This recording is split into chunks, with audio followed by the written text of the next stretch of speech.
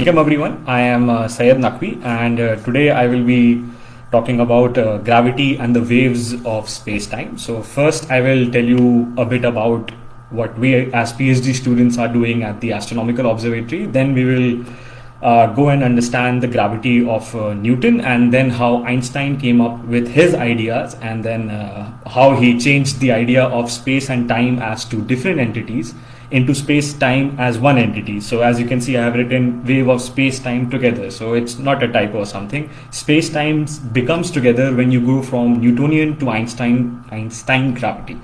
And so about this talk, I will just first tell you about our observatory, who we are, where we work, and what we do. So we are a bunch of international PhD students. We work on different areas from astronomy, astrophysics, and cosmology. And currently, if you want to understand the status of a PhD student, nothing will explain better than the meme right now. Which is in front of your eyes. And currently, let's say all the PhD students are in the third zone. So we are in a PhD during a global pandemic. And let's say my face is somewhat similar to that scared cat. Okay. And this is our astronomical observatory in Krakow in Poland. So this is the observatory where we work. We observe the stars and the galaxies. We try to do observations. And in the winters, when there is a lot of snow, we build like huge snowmen and play with them. Sometimes when we are tired, we lie down and sleep. So that is me sleeping after struggling with differential equations. Okay, and I would like to take a tour of our observatory if we can. Yeah, we can do this. So this is the link to our observatory. Some of it is in Polish, but don't worry, you can switch to English. And this is sort of a virtual tour of our observatory. So let me see if you can see this hand arrow, not this mouse cursor thingy. So you can see that where I'm pointing this hand, there is it's from that position where I am right now live in this talk. And then these are the telescopes. So this is our astronomical observatory in Krakow. So this is the beautiful city of Krakow. You take a bus, you climb a little hill, and these are our 5 telescopes with which we observe the stars and everything. And I can maybe go into one of them and we can see the inside of what a telescope is and how you do the observations.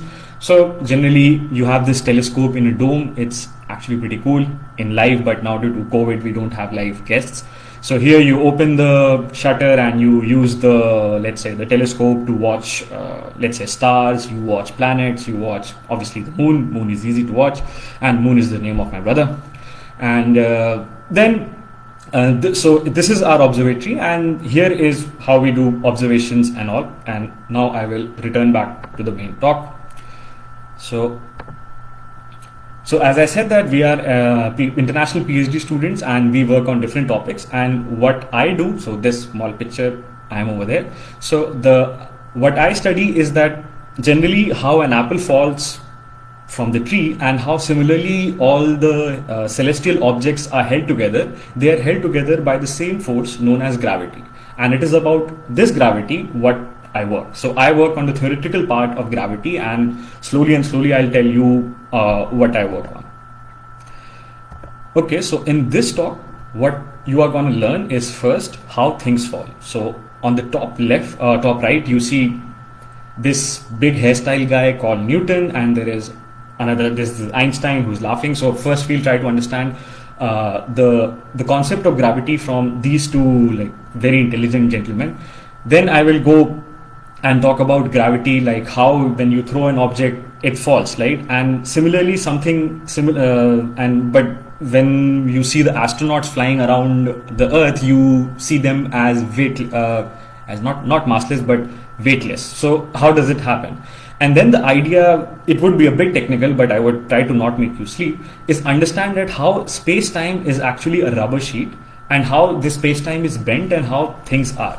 So till now, the most successful theory of gravity we have is called general theory of relativity, which is on which I work. And then there are other emerging theories which are called, let's say, quantum gravity or string theory. But the till now most successful theory in terms of matching theory with observations is general or theory of relativity. And then in the end, I will end with something which are called the ripples in space-time. So till now, just imagine that you are throwing a water in a pond and you can see those ripples. And keep that image in mind, because that is analogous to that, we will have the ripples in the space-time.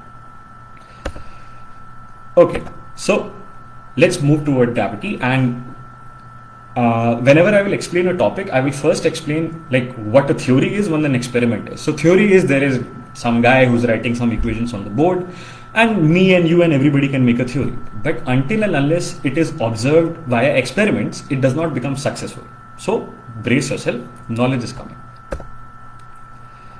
Okay, so very long time ago, like let's say I don't know in how many hundreds of BCs, what used to happen is that people were not, there were no Einsteins or Isaac Newton roaming around there. And at that time, people used to just draw and just analyze what they see.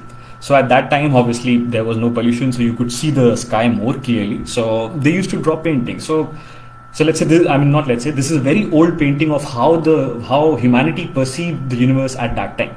So it was a story of something which is called doubt to belief. And what doubt to belief, I'll tell you. So this is this guy, and okay, you draw trees, you have these houses, obviously you see this, you see the sun shining, you have the other stars, and then humanity or mankind used to imagine like, okay, what is beyond the stars, what lies ahead? And then as the society progressed, so did science. And earlier what used to happen is this is what we used to believe in. It was called the geocentric model. As most of you might have known that earlier it was assumed that Earth is the center of the solar system. So you can see that here you have Earth, here you have all the other planets. So yeah, you have Mercury is Mercury, Venus, Sol, and so at this point the idea was that Earth is the center, you have all the other planets and sun revolving around it, and much further you have God chilling there saying, hey bro, what's up and all. But then along came Nicholas Copernicus, and he was the first one to he first doubted this idea that whether it is actually geocentric model or not. He did some observations and he came to the conclusion that no, sun is the center of, it's not universe, but sun is the center of the solar system. And his predictions matched the theory, and his model was what you can see right now. So here you see that you have the sun in the center, you have the planets here, so Earth, and I think you can have the Venus and all the other planets, you have the constellations, and then as usual you have God chilling over there. So this was the heliocentric model. So the journey of doubt to belief was that you had earlier Earth as the center of the solar system, but then you came to a conclusion that no, sun was the center. And why did you agree to it? Because obviously you had experimental proofs for it. And what we know now is very well experimentally verified that you have sun with the center and all the other planets are revolving around the sun in an elliptical orbit. And this is what we know. And the very, very important idea was by this guy with this hairstyle is Isaac Newton. So Isaac Newton's idea was that every particle attracts every other particle in the universe with a force. So if you can see, you can imagine this like Newton sitting under a tree or something, and he's trying to imagine. So this is a cartoonish image, but it is very important. So see, on the left you can see the apple is falling. He thought that okay, there is some force which is causing the apple to fall, and then his thought was that the moon is revolving around the earth. So maybe the force with which moon is held towards the earth is same at which the apple forms the tree to the ground. And this is how he equated this idea and came up with Newton's gravity. And again, this was his theory. And how do we know it's true? It's true because you have measured the rotation of all the planets. You know that in Earth you have 365 days. If you go to another planet, you have another number of days. So you come to the conclusion because you believe in Newton's gravity, his equations of motion, and so on. So yeah, and this is what I was saying, that in Newtonian gravity, it exactly tells us about the motion of the planets, the comets, and the stars. So you have the sun, you have the Earth, and all the other planets. So you do your calculations following Newton's gravity, and you can actually calculate pretty amazing things. So if on the left you see that this was a comet which is still available, not available, still visible to you, for you to see in the sky. So this is the comet Neowise. So you can actually do your calculations via Newtonian gravity, and you can predict that when this comet would come. So this comet has come, I don't know how many thousands of years later, but right now if you look at a certain position in the sky, you can actually see that comet, and that comet is following Newton's gravity. Okay, and this is the basic formula which we go. I won't go into the formula because I have other equations and I don't want you to get asleep now. Okay, before that, I would, because we have to make this a bit interactive, so I will all ask you a question and you have to write your comments, you have to write your answer in the comment section. So the question is very simple. So you have a feather, I mean a lightweight feather, and you have a bowling ball, obviously, which is heavy, and they are falling from some same height. So let's say some tower, same height. I take the feather, I take the bowling ball, and I let them fall. And let's say downstairs there is me or you standing, and we are dabbing. So the question is, which one will fall first? So I will wait for a few seconds, and then we will actually see a YouTube video that which falls first. So you have a feather and a bowling ball, they are falling from same height, which one will fall first? And I'll wait for a few seconds. And just type your answers in comment section. That's cool.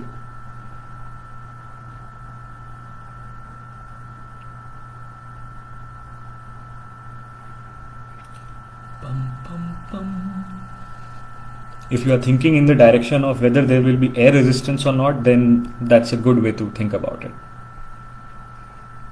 I mean, the hint or the answer I can give is, if you are throwing, I mean, if two objects are falling under gravity, okay, so I have got few answers as the ball and, okay, both at the same time. Agnihotri says that, Laura Catherine Kerr said ball, Tanya Bhabi and Zubair Bhaiya said ball. Okay, good. And okay, now let's look into the video, and now let's check out the video. Now, in this video, it's a very long, but I will show you a very small portion, and we will actually see what is happening. So this is the video. So I'll just tell you that. So what they are doing is that they have this feather and the ball, and they are making it fall, but this time with air resistance. And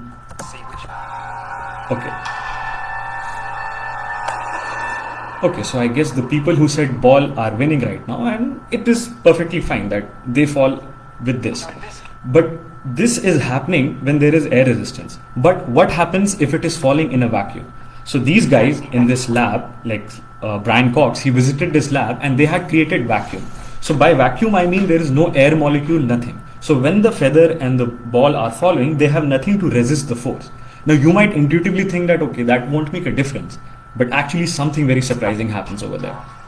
So these guys have created a vacuum in that whole big tower, and now they repeat the experiment. Okay, so here, just watch this carefully, it's really nice. And this is not slow motion.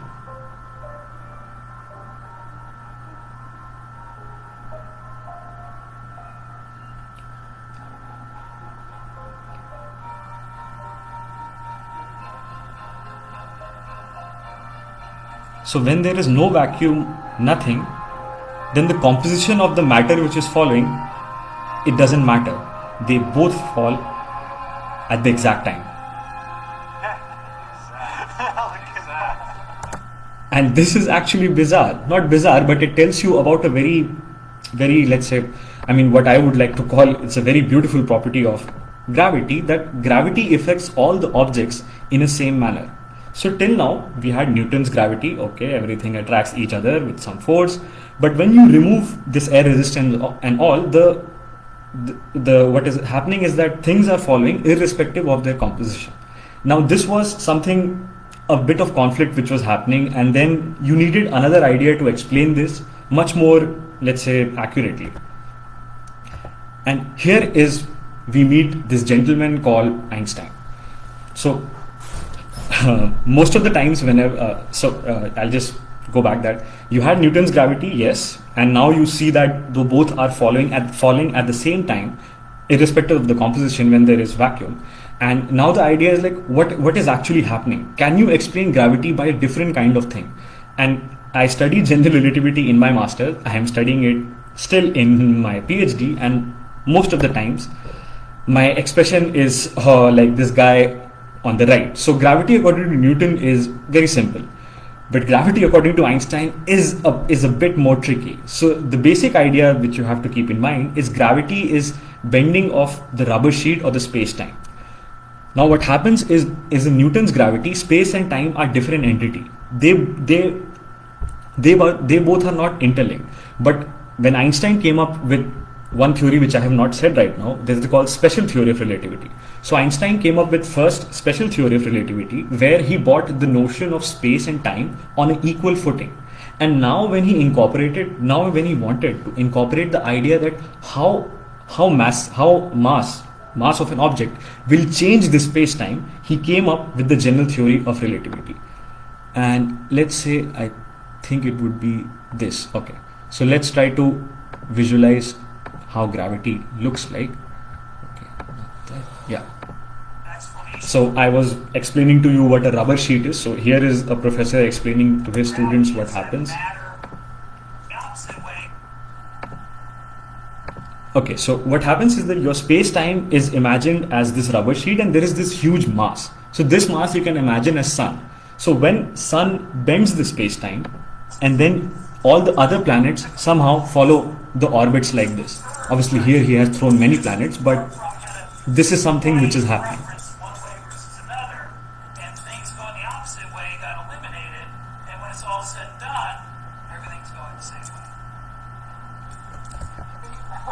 Can he throw it again? Let's see if you have two objects. Yeah. So this is somehow, and if you have if you have like, let's say, two suns, and how things are following, how things are falling, it could be done in this way.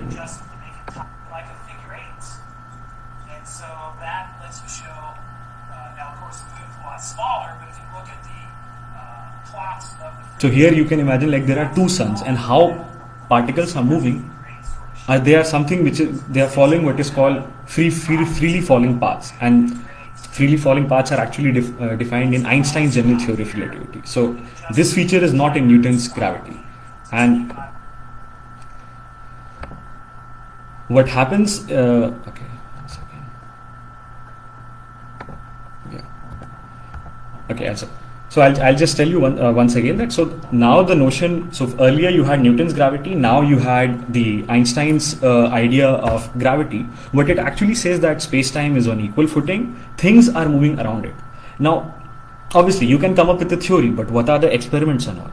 Now, it happens that in Newton's gravity, if you switch off the sun like this, it means that if I take out or if I extinguish the sun like this, then according to Newton's gravity, you on Earth will notice this immediately.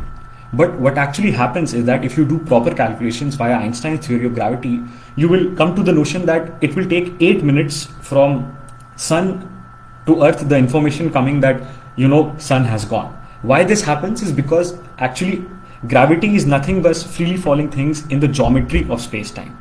And let's say you want to figure out what are the Einstein's equations. They are actually really complicated, but let's assume that you are very rich.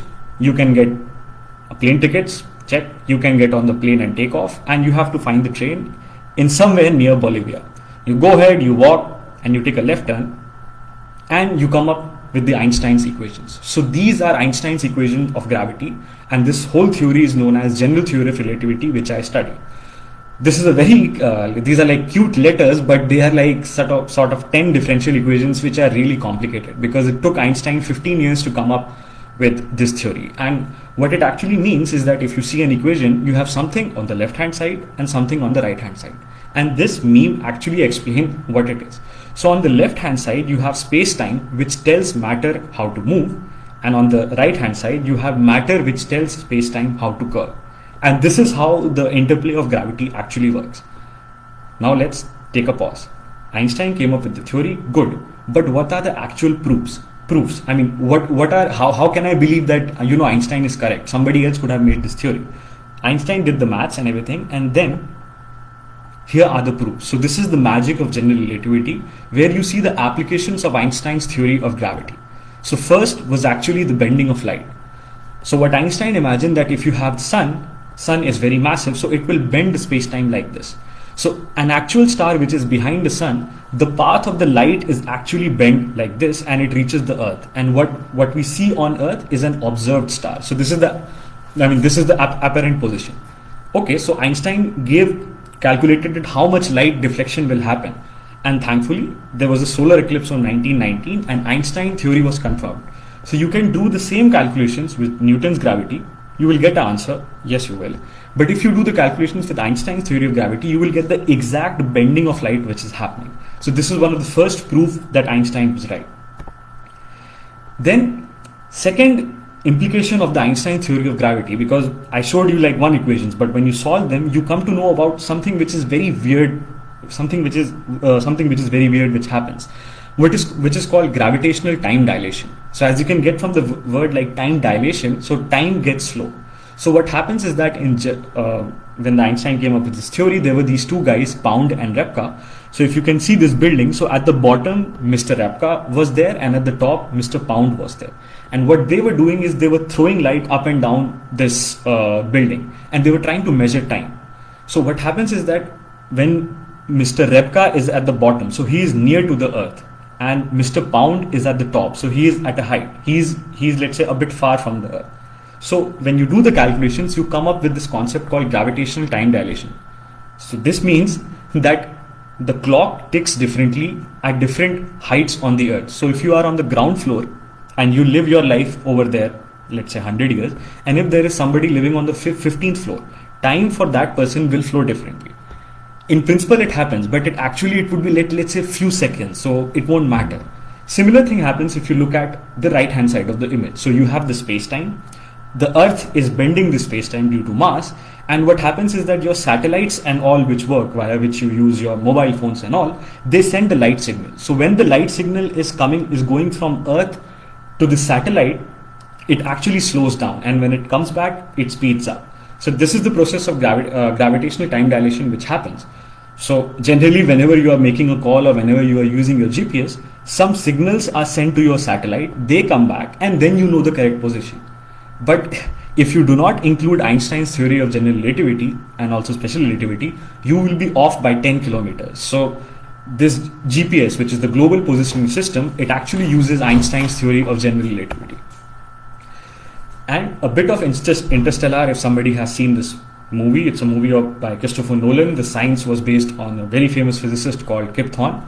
And this happens that there were these two characters, Matthew McConaughey and Anna Hathaway, I guess. So they went to this planet, and this planet was nearby to something which is called a black hole. I'll tell it later, but for the moment assume that it's immensely massive. Immensely massive object means immense gravitational effects, means immense gravitational time dilation.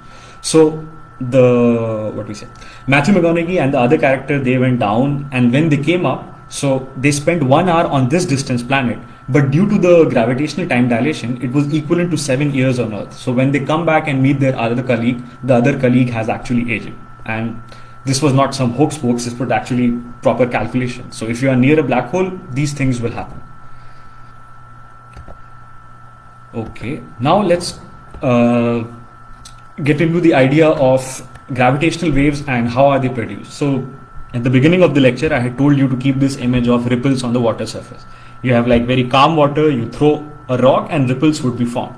So you can similarly imagine that space-time is like this, let's say, surface of water. Not exactly, because this is in 3 dimension, but when the ripples are having, there could be these ripples of space-time. So, but the idea is that if me and you, if we start to dance and move here and there, we will also produce gravitational waves, but they will be very small. So we need some objects which are immensely massive in order to produce such gravitational waves. And the two of them are black holes and neutron stars. And now the idea would be to study like how these black holes are producing these gravitational waves. Okay, I will pause again, but up till now what you have heard is, if you look at the top left corner, so initially what you have empty space, so there is no bending of space-time, no space-time curvature being bent. And then on the right, if you see this, so whenever you place a massive object on space-time, it bends the space-time. This is what is happening. But the basic question would be like, okay, if I have two heavy objects which are rotating around each other or revolving around each other, what will happen? What will happen would be the productions of gravitational waves, and that would be like when space-time begins to shake a leg. So let's get an idea of how massive object should be in order to produce detectable gravitational waves. So this is one figure which you have to keep in mind. There's something called one solar mass is equal to 10 to the power 30 kg, which is a huge. So this is like the mass of the sun. And if you compare size wise, and if you think you are the amazing one, then this is the size of the earth. So that is the position, that is our position in the universe. So we should not be too egoistic and all that. But what actually happens is that when these massive objects, they are revolving around each other, what happens to space-time? So look at the bottom left, bottom right image carefully. So you can see this is the space-time sheet. The sun bends it a little. White dwarf also bends it. Neutron star bends it more, and black hole creates something which is singularity, but I won't go into it. But the basic idea is more massive means more deformed space-time. And when such objects move around, you have these ripples of space-time, which is actually the gravitational waves.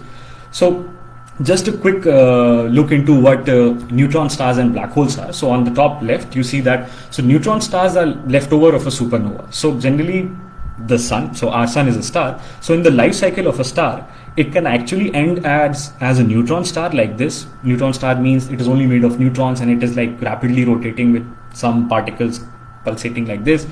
And its mass is twice of a sun. I have kept a question mark over there because people are still trying to constrain the neutron stars. And obviously you have seen neutron stars via your telescopes and everything. Then if a star is very massive, and if it loses its fuel and everything, at one point it will happen that the gravity would be so much that even light cannot escape. So on the top right, you have an artistic image, but if you see on the top bottom, you have the first actual image of a black hole. So you can see that there is no light at the center, but there is some light surrounding. This is actually that there are some particles which are around the black hole, and since they are going into the black hole so fast, so they emit radiation. So this is sort of an indirect image, but this is a supermassive black hole. So the mass of this supermassive black hole is 7 billion times the sun. So it's huge. It looks like a donut or a vada, but that is what you have. And if your question is like, let's say if I have Earth and if I want to convert Earth to a black hole, what should I do? So here is the answer, that the Earth would become a black hole if compressed to the size of a marble. And I will explain it to you via a very simple formula. You know that density is mass by volume, right? If in a very small volume you keep a huge amount of mass, the density overshoots.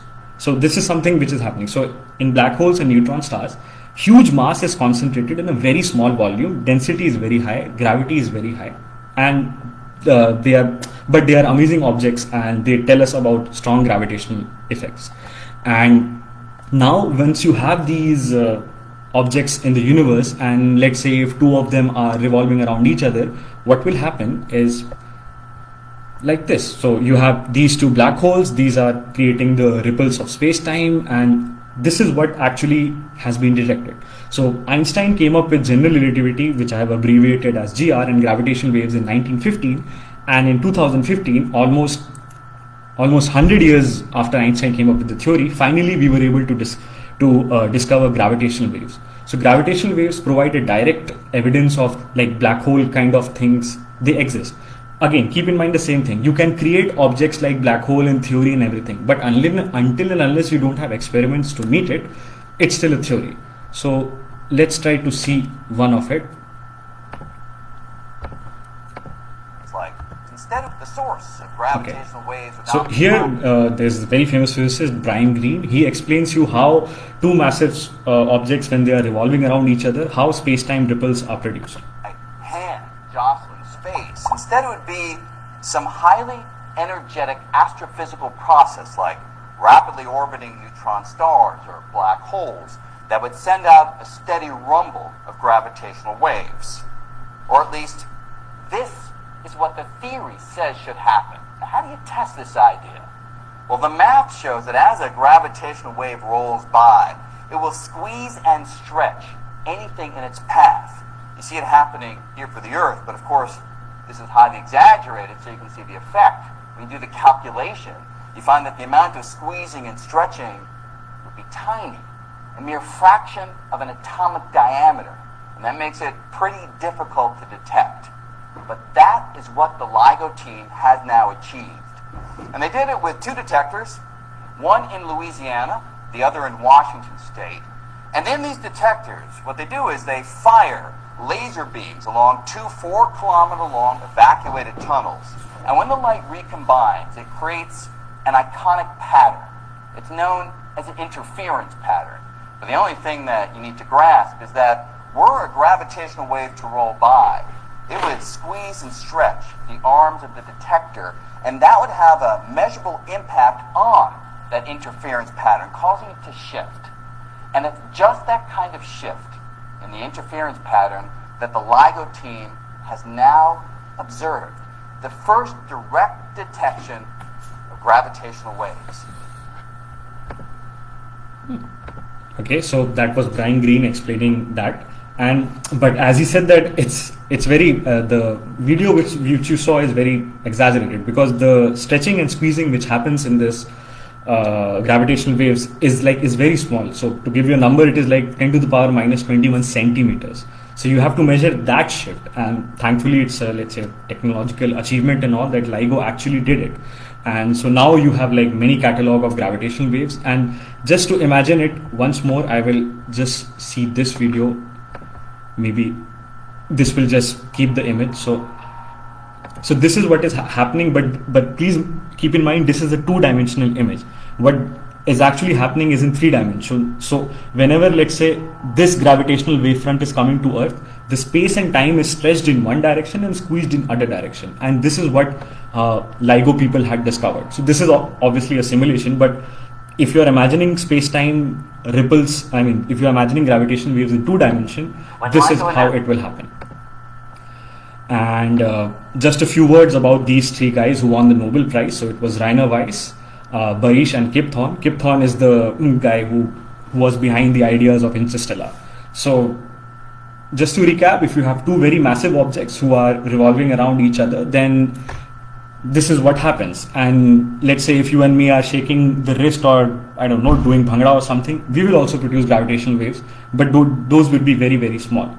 So you need like very massive objects with very massive gravity in order to have these appreciable effects. And I would end this talk by saying that please stay tuned to our future events on our FB Facebook page, Night Under the Stars. So every week, once a week, we have this Facebook Live talks where we all talk about our research. So you can see this is our group. This is me not successfully trying to write something on the board. This is Unni working. This is Franex Pink Socks. And then these are these are some of us who work for this event. So generally what we do is we call people to our observatory. They either, if they are lucky and the clouds are clean, they see a very good image of the moon, or let's say a nebula, and we have a tour across the observatory.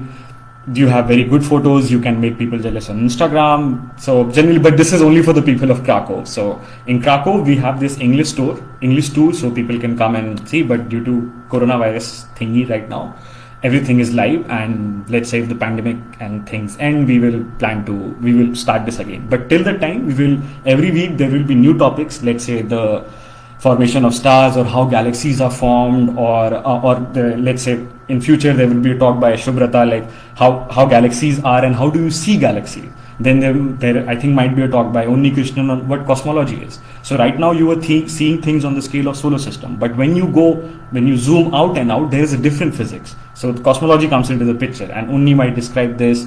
Karthik may talk about X-ray binaries. So this is our event, and I will pause and leave you with this thought by Einstein. I hope I have not made any typo, and I will wait for your questions. So there would be a lag, but I will answer your question. So I will just keep the screen like this. So just write your questions on the comment. And thanks.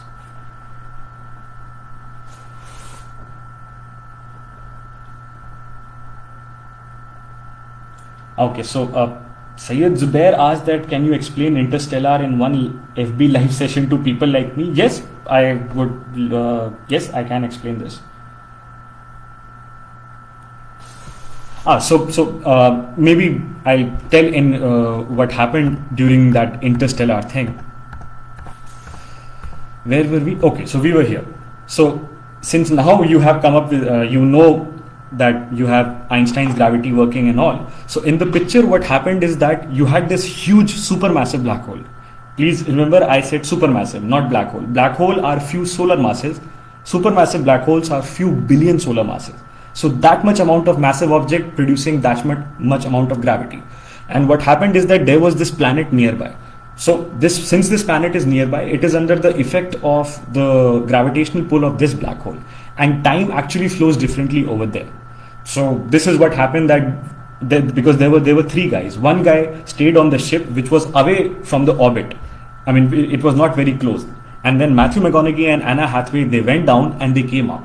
But due to the effect of this gravitational time dilation, time had actually passed. So they spent 1 hour on this planet, but when they came up, and when you do the calculations and all, it's actually 7 years. So this has actually happened, and this can happen. And if you want to measure gravitational time dilation, you can actually measure it. So if you have two atomic clocks, you keep one clock, let's say, on the ground floor, and you keep the other clock at, let's say, 11th floor. And then if you measure the time, let's say after 10-11 days, you will see that they will not tell the same time. Obviously, this will happen with a very accurate clock. So one is this. So any other questions? Okay, guys. So if you have any other questions, please write on the comment section, and we will write the answer. And if you have any questions any other times, please follow our page. Just get to know about the mysteries of the universe. And we are also PhD students. And okay, wait. I got one question, that how mass distances and times are related to each other. How mass distances and time are related to each other. So this is, I will just try to explain it. This is a question by Vivek Agnihotri and Vikrant, sorry. This is a question by Vikrant Agnihotri. So I will just go to, so the idea was not to go into the details, but see, so Mr. Vikrant, if you can see this equation, on the left you have this is something which is called Riemannian, this is actually called Ricci tensor. But what happens is that this Ricci tensor or Riemannian curvature, this has the information of your space-time together. Because once Einstein came up with special theory of relativity, space and time were on equal footing. So if you are moving with the speed of light, then actually time will flow slow for you. This is